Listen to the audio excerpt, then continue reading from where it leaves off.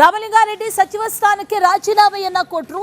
ಈಗ ರಾಮಲಿಂಗಾರೆಡ್ಡಿ ಹಾಗೂ ಡಿಕೆ ಶಿವಕುಮಾರ್ ಇಬ್ಬರೂ ಕೂಡ ಜೊತೆ ಇದ್ದಂತ ಫ್ಲೆಕ್ಸ್ ಅನ್ನ ತೆರವು ಮಾಡ್ತಾ ಇದ್ದಾರೆ. ಬಿಟಿಎಂ ಲೇಔಟ್ ನಲ್ಲಿ ದೊಡ್ಡದಾದಂತಹ ಬ್ಯಾನರ್ಗಳು, ಕಟ್ಔಟ್ಗಳು ರಾರಾಜಿಸ್ತಾ ಇದ್ವು.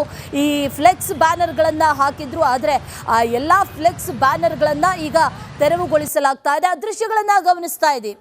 ಸಚಿವ ಸ್ಥಾನಕ್ಕೆ ರಾಜೀನಾಮೆ ಕೊಟ್ಟ ನಂತರದಲ್ಲಿ ರಾಮಲಿಂಗಾರೆಡ್ಡಿ, ಡಿಕೆ ಶಿವಕುಮಾರ್ ಇವರಿಬ್ಬರೂ ಕೂಡ ಇರುವಂತಹ ಅಷ್ಟು ಫ್ಲೆಕ್ಸ್ಗಳನ್ನ ಬಿಟಿಎಂ ಲೇಔಟ್ನಲ್ಲಿ ಏನು ಹಾಕಿದ್ರು ಅದೆಲ್ಲವನ್ನೂ ಕೂಡ ಈಗ ತೆರವುಗೊಳಿಸಲಾಗ್ತಾ ಇದೆ.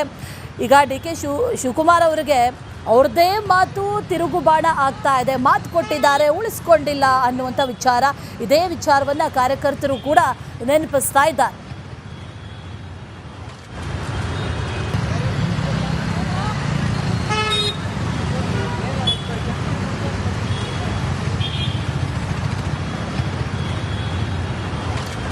ಈ ಫ್ಲೆಕ್ಸ್ ಬ್ಯಾನರ್ಗಳನ್ನು ತೆರವುಗೊಳಿಸ್ತಾ ಇರುವಂತಹ ದೃಶ್ಯಗಳನ್ನು ಗಮನಿಸ್ತಾ ಇದ್ದೀವಿ. ಕಾರ್ಯಕರ್ತರು ಕೂಡ ಮಾಸ್ ರಿಸೈನ್ ಮಾಡ್ತಾ ಇದ್ದಾರೆ. ಅನೇಕರು ರಿಸೈನ್ ಮಾಡಿದ್ರು.